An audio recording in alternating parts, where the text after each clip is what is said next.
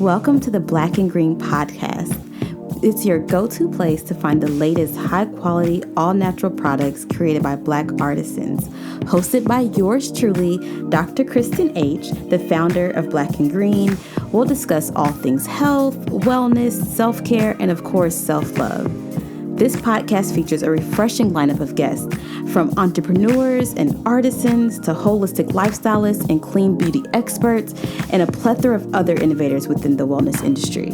Join me as we learn from the best of the best. The best of the best. And let me tell you, I am so lucky and happy that I get confused with you.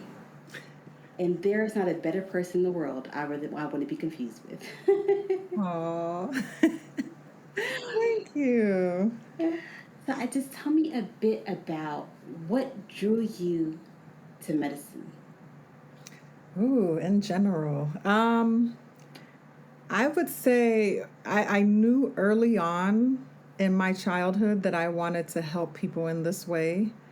In my book, the beginning of my book, No Time to Waste, I talk about a specific incident that happened when I was 6 years old that really stamped for me how much hurt was in humanity and how much pain was in humanity. And I, with my 6 year old mind, was able to deduce, certain things from that event that I didn't want people to have to feel that way. I didn't like loss. I didn't like grief. I didn't like pain, heartache. And I was just like, okay, accidents are going to happen, but there are circumstances where those different emotions occur that are preventable. And I wanted to join the team that helped to address that, to help people to feel more whole, feel more complete, not check out from this reality prematurely, and actually live their life to the fullest. So I started off pretty early knowing I wanted to be in healthcare and wanted to help people. And then my parents helped me navigate, okay, well, healthcare is a wide ocean. So what exactly, where do you want to fall? And they helped me to shift towards being a doctor. And then, they had me on a trajectory early. I was like seventh grade, eighth grade, shadowing in the hospitals in my neighborhood. Back then we called it candy striping. But yeah, and shadowing my own pediatrician in the summer times, and just really making sure that that's really what I wanted to do. And then I just continued down the path. Yes, I love it. You said something that it was interesting. I did not like loss, but isn't loss inevitable? It So, is. so how do you deal with the things you didn't like that are inevitable and are going to happen? How do you interface with them? Oh, yeah, that's a very good question because I often tell people the only guaranteed part of life is death. So it's something that is inevitable. However, how we respond to it, how we approach it, our perspective around it, our emotional intelligence in regards to it, I feel like that can be enhanced and elevated. So we're not necessarily negating the loss or stopping the loss or pretending like the loss is not going to happen. It's just more of how am I responding to it? How am I helping those around me to respond to it? And how am I using this situation as more of like a stepping stool towards healing, towards elevation, towards ancestral connection, towards deepening my own passions and my own purpose, versus stopping me and making me crippled and or calloused or handicapped. And it's like life can't go on, I don't feel that to be the intention of this circle of life that we're living. I feel like there's a lesson in everything, and there's empowerment in everything. It's just a matter of how you're looking at it. Yes, from your perspective, like Your how perspective. you choose to look at it. Yeah, which is very interesting. You talk about social intelligence and strengthening your social intelligence or building your social intelligence. My question is always how. How do you strengthen your emotional intelligence? What do you do? If I know it's not where it needs to be, how do I take it a step higher? Yeah, I would say this is definitely one of the largest problems that we're facing today. And I think it was just only exposed during the pandemic that maybe our emotional IQ is not exactly where we thought it was when we had to deal with calamity and chaos, head on. If it is something you want to work on, I feel the first step is exactly that, choosing to work on it. It's not something that's just going to like fizzle down and happen, like osmosis. It's not something that you're going to be forced into. Like, you have to make that choice because it does take work. And once you make that choice and you have that awareness that, hey, this is what I need to work on, then the next step I would take is partnering with someone who's proficient in that realm. Because once you start going down this path, you don't know what you're going to uncover, and you may need support in that. That's where people like myself come in, like coaches. People seek therapy, therapists, or different practitioners to help them ascend through this path a little bit more seamlessly. Whether you're doing like Reiki or energy healing, whatever it is for you that you resonate with, I would partner with someone proficient in this, because encountering such emotions, especially negative emotions, it takes you back to the onset of that emotion. It takes you back to whatever episode or crisis or situation created or birthed that emotion. So you have to be able to go through that again authentically. And that's hard to do by yourself. So again, having that partnership with someone who can guide you through it in a very therapeutic way, help you to dissect it, understand it, and get from point A to point B faster. The term is actually called catharsis. It's more of a releasing of negative emotions and encountering it and restructuring it in a way that serves you. And catharsis is very much like physical detox, where you can be detoxing your body and have negative symptoms because we're pulling toxins from places that they've been hiding for years. So when they come to the bloodstream, you're going to feel a little icky at first before they go out, because you're drinking water or you're sweating and all of that. So it's the same on the emotional side. So that's where I would start. It really starts with acknowledging your emotions, not suppressing them, hiding them, avoiding them, head in the sand, ostrich effect. You acknowledge it and you give it a name. This is what I feel. And you can journal it, document it, so you can start to correlate patterns. Okay, this thing that I've named, I felt this before. And I tend to feel this when this happens, or when this person comes into my space, or when, and you start to draw correlations. And then you're like, okay, so I know what it is. I know what the triggers of it are. So now that I'm aware of all of this, how can I, if that person comes in my space and I manifest that emotion, how can I create a different action coming from that emotion than the usual action that I take coming from that same emotion? And now you're cultivating a more mindful approach to expressing and regulating your emotions. It is like mindful emoting is what I would call it. Like how people have like mindful eating or like, yeah, it's definitely mindful emoting, to where you're not necessarily blocking the person out of your life. You're just being more mindful of how you are allowing yourself to receive and perceive that emotion. And that's really powerful, because it's not suggesting the emotion doesn't belong. Exactly. The emotion's going to happen. It is. It's allowing you to recognize it's happening and controlling your actions around that emotion. Yeah. And that's the biggest thing for me, because I'm always like cringe when I hear therapists that are like, don't be angry, or like turn it off. And I'm like, no, we need those, all of them, the good and the bad, the negative, the positive, the polarity. We need that because it's part of our expression as humans. those are very much a part of the human experience. And what makes this a human experience is the emotions. Yeah. That's one of the largest separators between us and spirits, is that. So we need to be able to utilize that to enhance our experience and not silence it or turn it off. And I see this often too in parenting.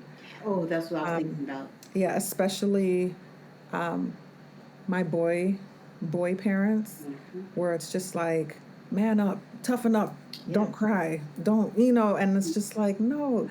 Like my daughter, I'm just like, express what you need to express. What are you feeling now? And I guide her through those same prompts from the age of 1, you throw herself on the floor, have a tantrum, and I would just wait. And then when she realized that wasn't eliciting a response, she would just kind of get up like, okay. And I was like, are you ready to talk now? And she was just like, yeah. And she would just, wipe her tears, and I would just ask her like to assign a name to that emotion. How do you feel? And we have emotion charts at our house and all these things. And she would just be like, frustrated. And I'm like, good, okay. What made you feel, and walking her through those prompts so that she starts to internalize that pattern when she's on her own, and what made you feel that way, and what's a different way that we can express frustration, not turn it off. You can still be frustrated, but what's a way we can express it that's not harmful to you or to others? Because throwing yourself on the ground, you could hurt yourself. And then you see the wheels start turning, and now again we're mindful emoting from like the age of like 2 or 1 even. I love that. She's carried that with her today. A 7-year-old. Yes.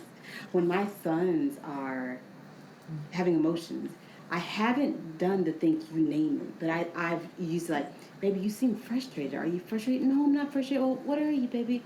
I'm frustrated. Okay, yeah, you're frustrated. What made you feel frustrated? So just trying to help them walk through. And when you feel like that, what can you do? What can you do when you feel something that doesn't feel good? Yeah. It's interesting how being a parent is forcing me to think about things I didn't think about. Yeah. And it's helping me realize how much of a model I am to my 2 sons, that how mommy deals with her frustration, how mommy deals with her anger is how we are going to deal with ours. And so in some ways, my kids are raising me. Oh, yeah. Oh, yeah. And that's how it should be. I feel like we're students of them just as much as they are students of us. Absolutely. And that's why. Yeah, because the beauty of it is you are a human on this world who hasn't had all the negative inside stuff that I've had, that I'm living in. You're fresh. No baggage. You're baggage free. And just you see things the way they feel. It's like you get an authenticity that I don't have anymore. And so I admire it. Yeah. No, I learned so much from my daughter, like so much. And that's part of their mission, is to help us see us. Like to expose things to us that we forgot or just stopped seeing. I love that. As we were adulting. And the exposure is very raw and very real, because they will give it to you. They will give it to you straight. But that's what we need. So I always tell people, part of being a parent, when like when I'm like, are you ready to be a parent? People just think like financially or like, physically carrying a pregnancy. I'm like, no, are you ready to get your character exposed? Are you ready to get flaws just thrown in your face? Like, what you gonna do? So are you ready to have a mirror be held up in front of your face to look at yourself authentically at all times? And if you're not ready for that, then you might it's something you want to take into consideration when you enter into parenting, because I very much subscribe to the fact that the children choose us. It's not vice versa. So I feel that in the spirit realm, as spirits, they choose who they want to come and help. who they want to come and pour into and guide, and who they want to pour into them. And so they've been watching us. I love that. They've been I've studying never heard us. that perspective before. Oh yeah, and it's very on purpose. I love Very on purpose who you're paired with. But I firmly subscribe to them selecting us. Yes, yes. I love that. And I also am moved by the idea of you can't hold on to your ego too much and not want to learn.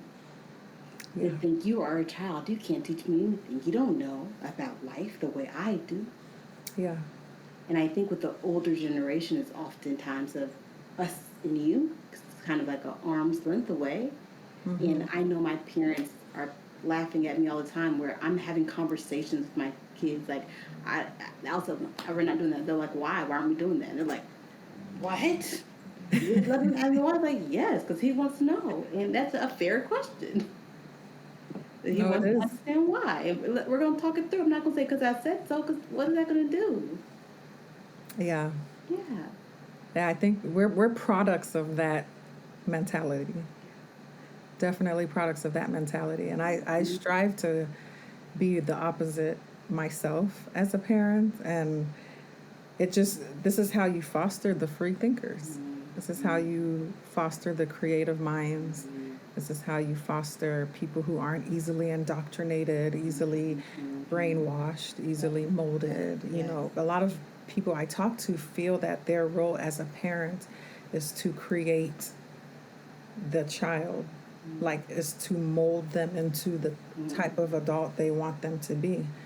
And I'm just like, not so much, because who are we? Then the ego is back in. Who am I to be that perfect and all knowing? To have that much dominion over another human, that I should think that I should make them what I want them to be. Like, I'm going to pour all that I can in love and wisdom and light and protection, and then allow them to create themselves and curate their own path. And I'm there as a support for that. And I think that that's huge for anyone in that type of a role. If you don't have biological children, we can talk about mentors, mentees. We can talk about educators, students. We can talk about coaches, clients. You know, it's not about changing a person. It's about elevating a soul. Yes. I often think about my yoga class where the teachers often say, I'm just a guide. I'm here as a guide to recommend other poses and postures. You know what to do, but I'm just a guide. I feel the same way with parenting. I'm just a guide. Yeah, really, very much so. And it takes a lot of the pressure off too, because a lot of, like, my clients in coaching, it's anything negative. It's because of my mom. It's because of my dad. It's because of how I was raised. It's because. And I have to help them to even see, like, your parents didn't know at that time either. They were still figuring themselves out and their mission and their purpose and their character flaws and their health and their wellness and, you know, all the traumas that they had gone through. They were trying to sort through that, and they were triggered every day. And then now you have to control and manage another human on top of that, and turn into a superhero and pretend like nothing's wrong. So it allows you to have more grace for your parents when you look at it in this way. And understanding that we're both growing together, like we're raising each other almost in a sense. And it just does give more grace to that and more gratitude and recognition to the parenting process. I know something that was really eye-opening for me that happened recently is not being fully have enough grace for other people's trauma. Yeah. I understand my trauma and I operate within it. But when I see someone acting in a way that I deem incorrect, I'm like, oh, what's happening here? It just hit me that they also have trauma. Mm-hmm. And they could be operating in that. And so I can't take it personally. And I Yeah. think that was my issue. I was like, what am I doing that's causing you to treat me this way? And Yeah. it doesn't have anything to do with me. Yeah. No, that's a big realization to make and will make life so much easier if you just don't take anything personally. Like just that one concept can take you so far. And just knowing that everyone has a story, everyone has a background, everyone has trauma. Nobody is free of it. No matter how wonderful and great your childhood was, your adulthood was, there's going to be some level of trauma. It's part of the human experience. So, You wouldn't be a human if you didn't.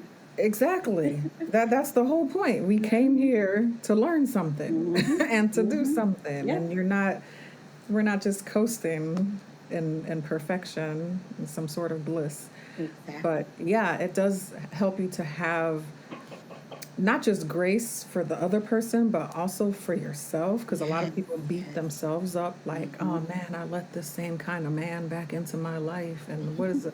Like, it allows you to just kind of look at things Yep. more objectively, like take the emotions out and just Yep. look at it for what it is. Yep. And even in dealing with the other people, again, you're not changing them. You can alter how you move around them. So if they're toxic, Reposition.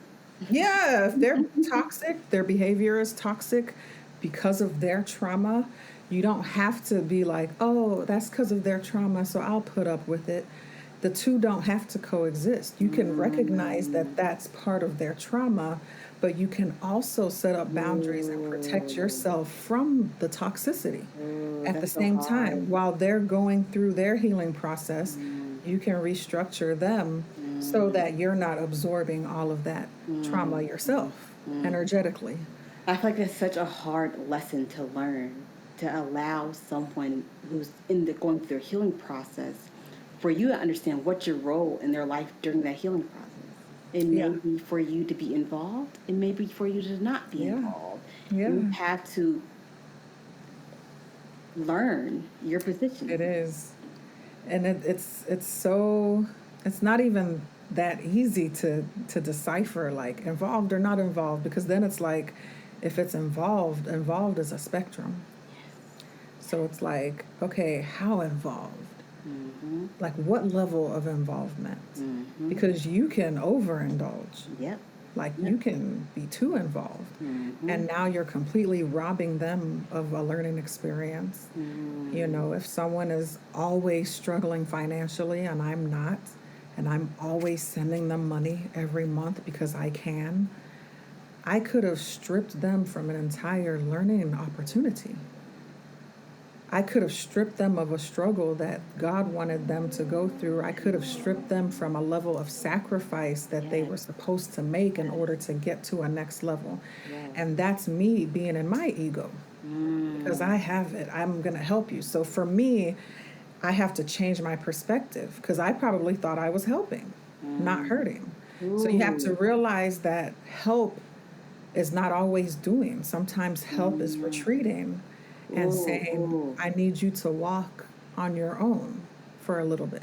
And I don't want to watch you fall. You don't want to watch you fall, but this is part of the help. You know, That's so powerful. it's like a child, but we have to do it with each other as adults Yep. as well. So the whole like captain save everybody mentality is not always the way either.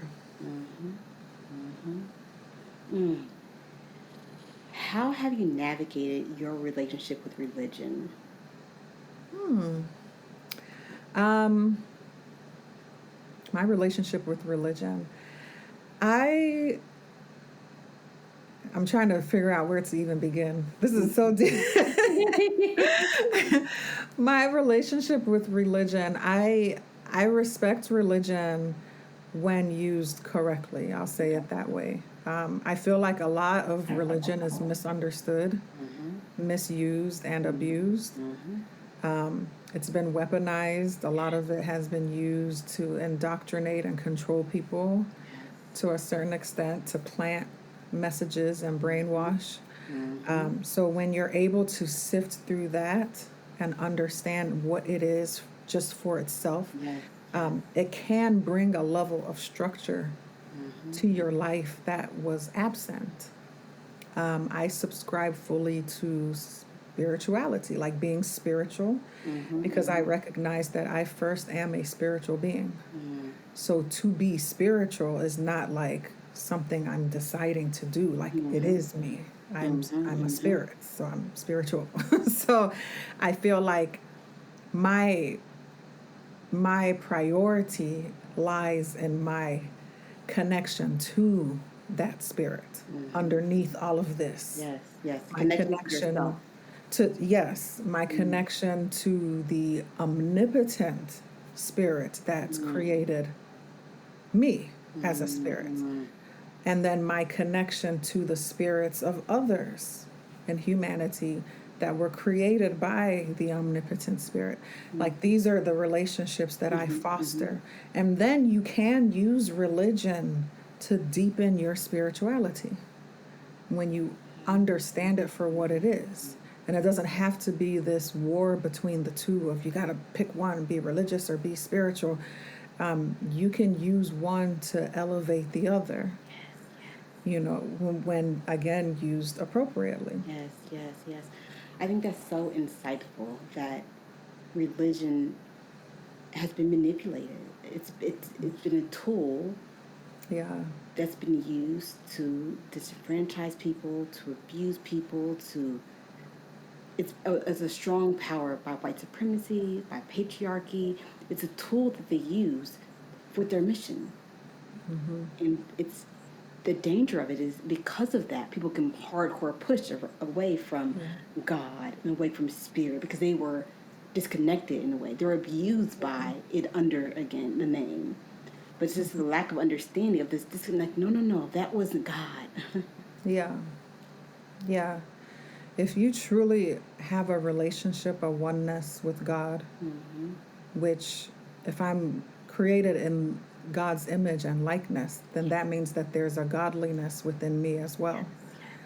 If I can't connect to that, and if I can't connect to the Spirit of God, not in theory, the Spirit of God, but like how it manifests in my life, in my everyday life, how I can feel God right here, like right here at all times, not just where'd you go until I pray and call you back. It's always present, omnipotent, like around me.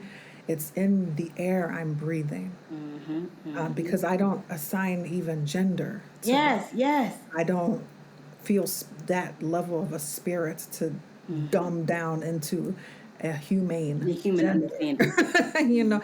So the Spirit of God, it is in everything, living and breathing in everything, the trees, the grass, the sun, the sky, the clouds, the dirt, the animals, me, you, it's everywhere. So how I interact with everything and everyone is how I interact with God. Yes.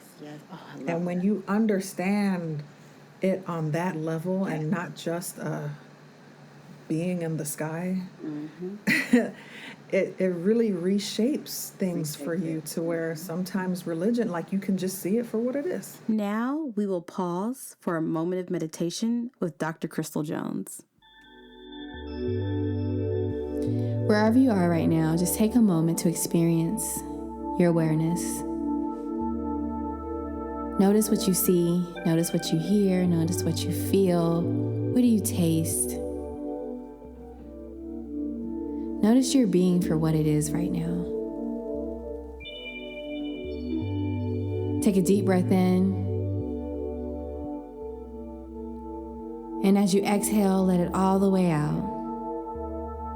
And as you're exhaling, think about that oxygen moving to your heart. Get rid of those toxins that happen from residual volume when we don't completely breathe in and out. As you breathe in and you exhale fully, you're letting go of what's no longer serving you. so that the oxygen that comes to your heart allows you to give and receive love with boundaries, but no longer the walls that the toxicity creates. Continue in this breath. Continue in this being. And as you're in this being, start to become the love that you seek in this world. Start to become the forgiveness that you seek in this world. Become the acceptance that you seek in this world. And watch the universe mirror that back to you.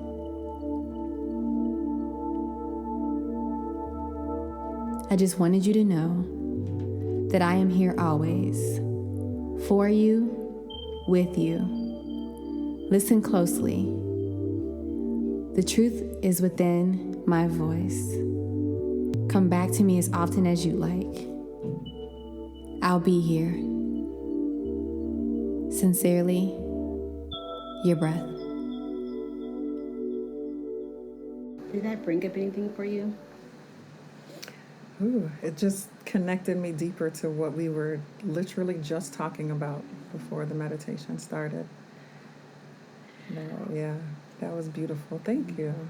Thank you for doing it with me. That's a change I've made in the way I do my podcast. I used to edit in post-production, but I've been doing it during my recording, and I've been loving that change so much.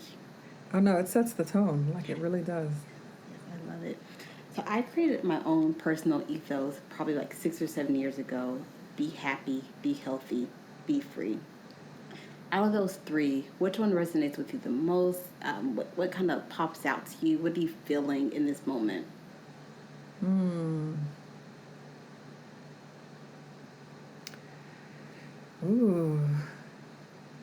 I feel like they're kind of all one and the same. Like, if I truly tap into one, I'm tapping into the other. Of course, the one that stood out the most would probably be health. Because for me, but health in the sense of how I look at it, not like how society has indoctrinated us to look at it. Yes. How do you look at it? Tell us more. Yeah, because I come across people who are like, yeah, I have health. I'm healthy, and they are just looking at like, oh, the doctor said I was good once a year on my physical. And for me, it's like so much deeper, so much more holistic than that. Like, how are you emotionally healthy? How are you mentally healthy? How are you, yes, physically healthy, but how are you spiritually healthy? Even how you approach your finances is part of your wellness. And how are you socially healthy? How are you ecologically? Like, how are you're relating to other beings of consciousness that are not humans, relating to the earth, and how are you ancestrally healthy, connecting to those who have transitioned and who have come before us. All of that feeds into your wellness and will contribute towards imbalances that your doctor may not see in your lab work or there is no pill for that. Yep.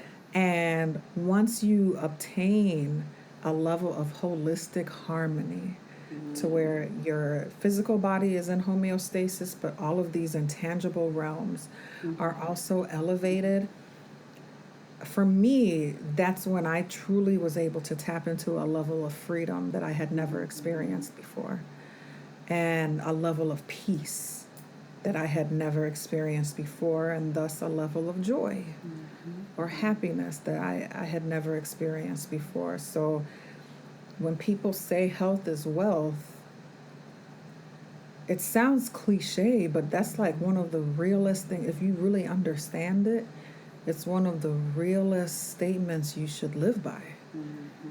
Because the higher you ascend in that, in your wellness, the more you're bringing to yourself, the more abundance you're bringing to yourself beyond money. Yes. Abundance mindset. It's so interesting that being around people who operate in an abundance mindset versus those who operate in a limiting one, is apparent. Without even having the conversation about it, it's apparent. Yeah. Yeah, there's no hiding it. None. It's very obvious. Yeah. So clear. Yeah.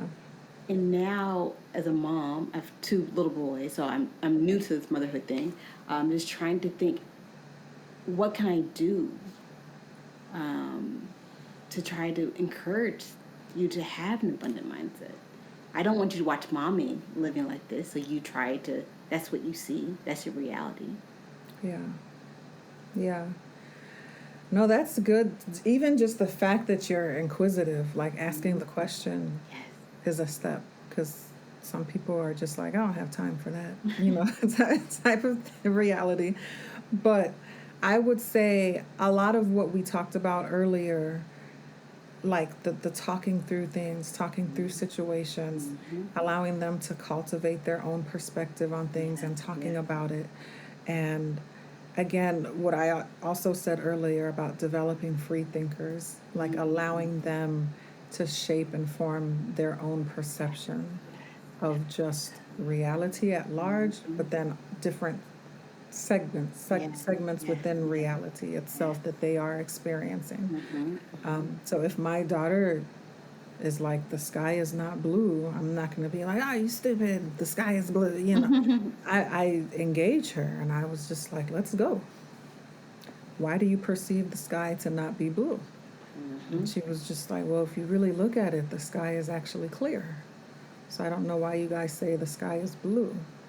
And then we just go into this dialogue of like the littlest things that we've been indoctrinated that you don't even think about, like, yeah. Okay. Yes. So it allows them to like even create neural pathways that they would not have normally created, which is a process that we've been gifted with to be able to do till the end of our life. There's no age cutoff where you can't do that. We call it neurogenesis, where you can literally regenerate from nothing, a completely new pathway, just from a widened perspective or a varying perspective, or looking at something a different way, experiencing something a different way, taking a different action based off of the same emotion that's been happening. You can literally retrain your brain itself, but also your mindset to expand it. So, and it all comes down to that, like your perspective is everything. And for you especially, these are the critical years. So before the age of pretty much 8, 9, that's when they're like complete sponges, even metaphysically, with just taking on energies and just, we're not even trying to like analyze yet. We're just taking. Taking. And so those are the years where you're forming what's happening in your subconscious mind. Those are the years where you're creating the script that you're going to operate from age 8 to death. And for us now as adults, trying to unlearn things and trying to change our script that we created in those years, 0 to 7, it takes more effort than if someone was aware of this phenomenon and had cultivated us a certain way in those years. So that at age 8, when I finally get exposure and access to what we call consciousness, it's now stamped and built on a foundation of free thought and independent thinking and expansive mindset. And then you just carry that into what type of adult you'll be. Yes. It's such a gift to be a parent. Yeah. Yeah, it's such a gift.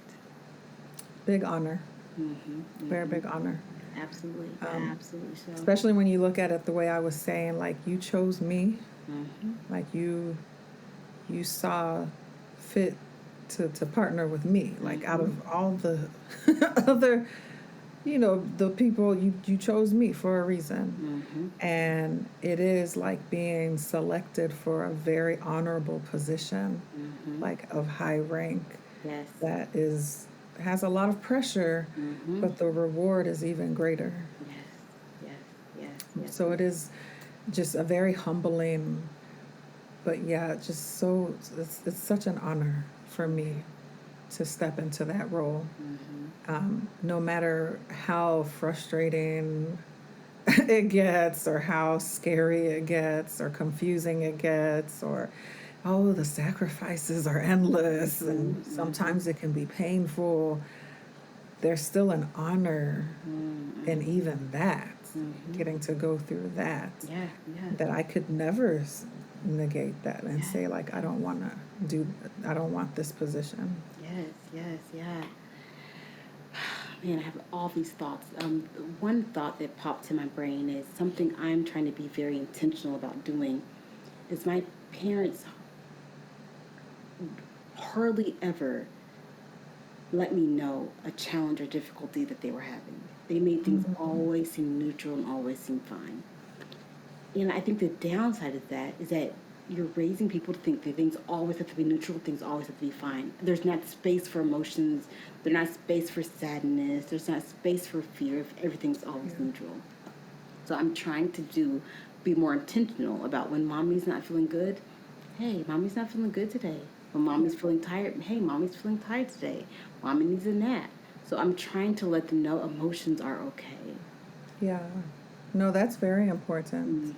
I love that. That's extremely important. And I oftentimes tell even my clients, you don't want to create this like diorama life.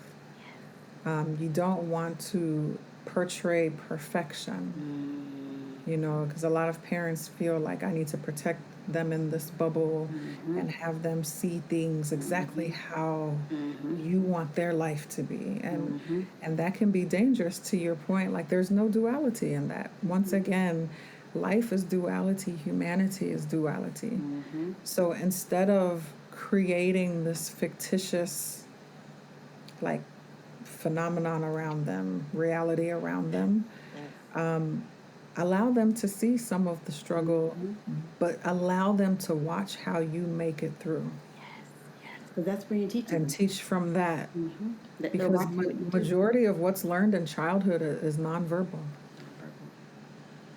So you can sit and pour all the knowledge and do this, don't do that, do this. But when they grow up, they're going to remember, my mom was a hard worker. You didn't tell them that.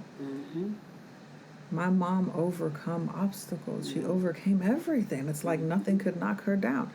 You didn't tell them that. They'll pick up on energies and feelings and frequencies of how the house felt, how the family felt. And they'll be like, I could have sworn we were evicted, but we still, the love and the lights and so that's what is remembered. You remember how people make you feel. Yeah. Remember how people make you feel. That is it. That is the claim to fame. Even major companies have nailed that on the marketing side as well. People don't sell products, they sell emotions. Nike doesn't sell shoes. Nike sells motivation. Amazon doesn't sell products. Amazon sells convenience. So when you can tap into emotion, that's what's long lasting. That's what people connect with the most. That's what people are left with. And the stuff that's actually said is like, wait, what was that again? But how I made you feel, yeah, you'll never forget that. Never. How does Dr. K take care of herself?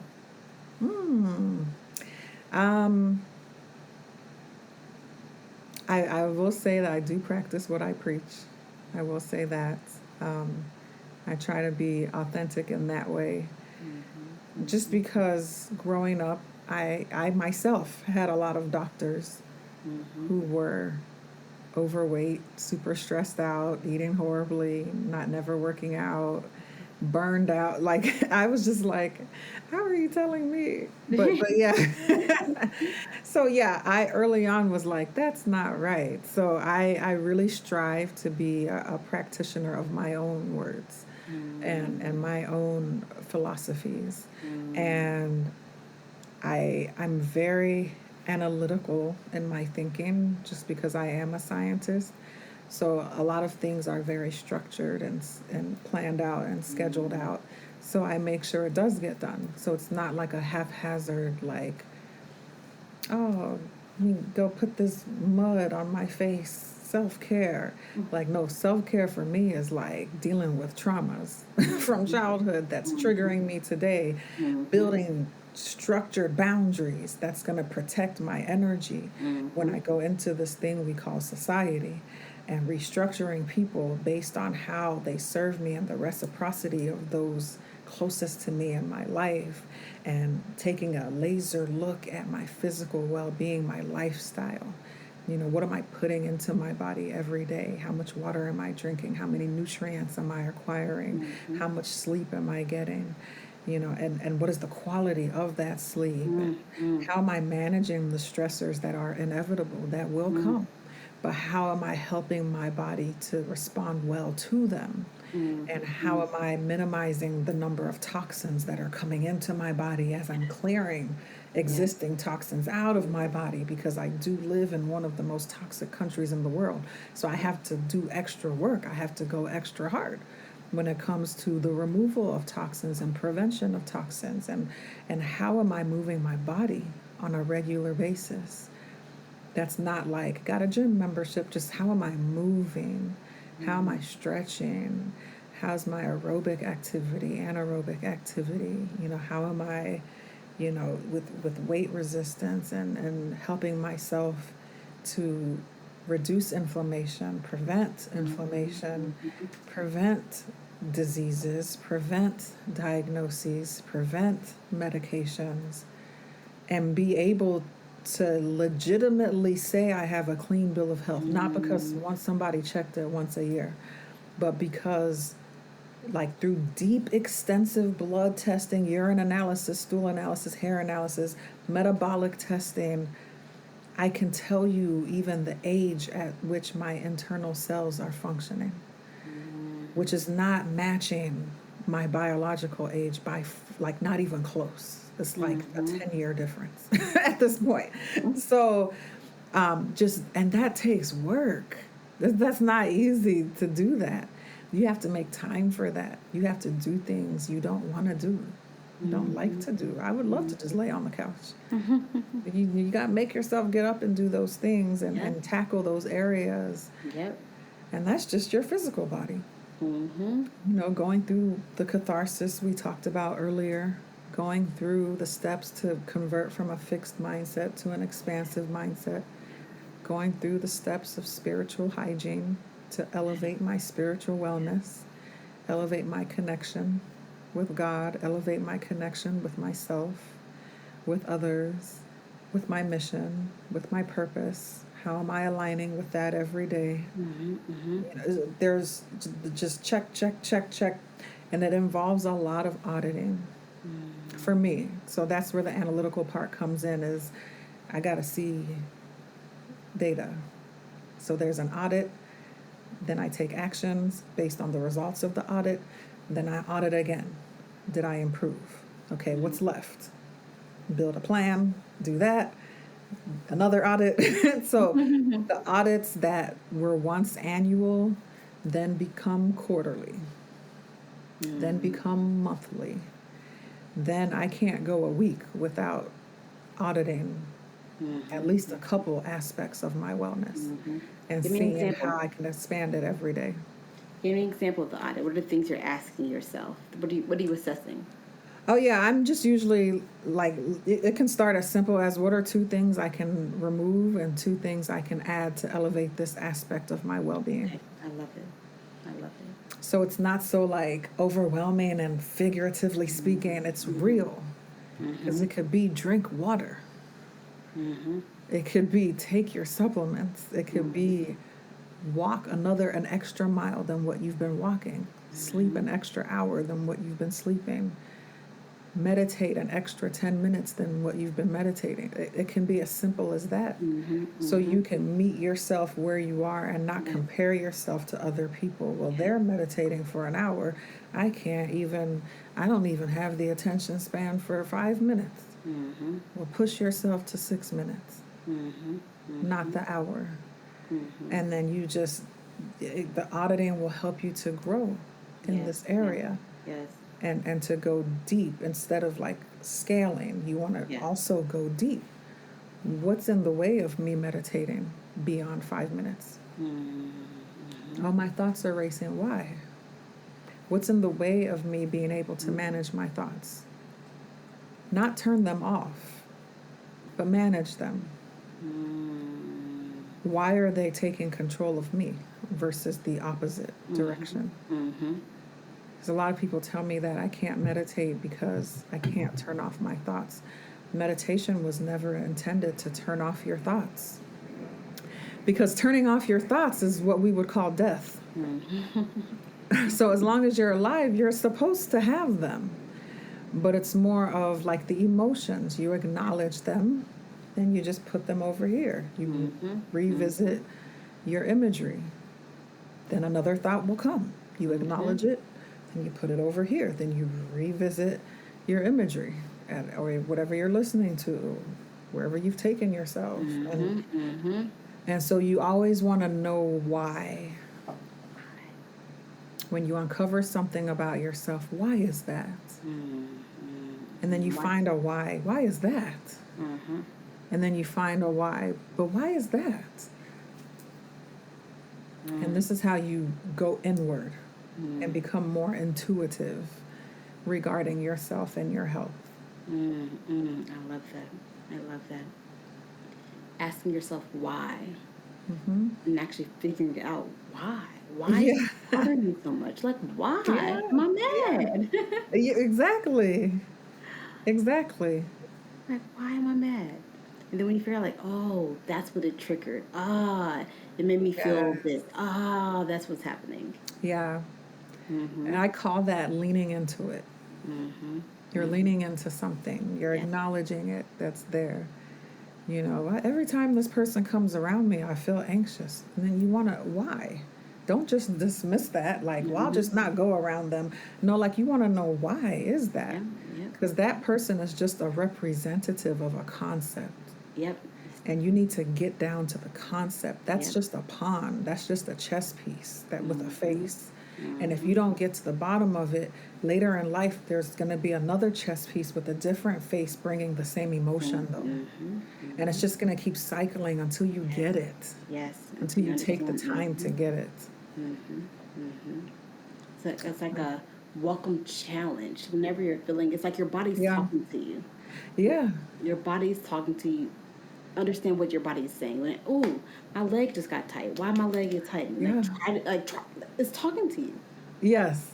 Figure out the message. Be interested. It's you. It's your body. It's your life. It's your spirit. It's your soul. It's your journey. Like, no one should be more intrigued than you about that. So even like to your point, if something hurts physically on your body, you know, like everyone's like, where's the aspirin? You know, like, but like, why is that? That's a form of communication. Your body is trying to tell you something. You know, but we run and get these pills, and it's like, I never got the message. I didn't listen.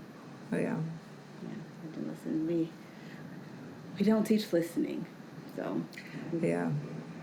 And definitely not active listening. It's just like kind of listen for what you want to hear, pick the parts that. Or listen to how you want to respond. Exactly.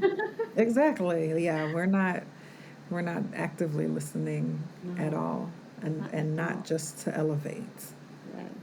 You know, it's like, no, I need a different motive. And it's like, no, like, that's literally why we're here. So yeah. Well, that's good. Thank you. Oh yes. Thank you. After I was at the retreat and saw you speaking, it's like, I have to have her on my podcast, and so I'm so happy. Thank you. Oh yeah, no, likewise. I was telling you then, you have such a beautiful spirit, like such an engaging energy. So I was like, yeah, I definitely want to collaborate, follow up and collaborate with everything. Absolutely. Yes. So this was amazing. Thank you for having me. No problem. Thank you for tuning into the Black and Green podcast. Did you have more questions for our special guest? Please leave your questions in the comment section. Also, check us out at blkgrn.com. Please subscribe and comment. We love hearing from you. Until next time, buy black and live green.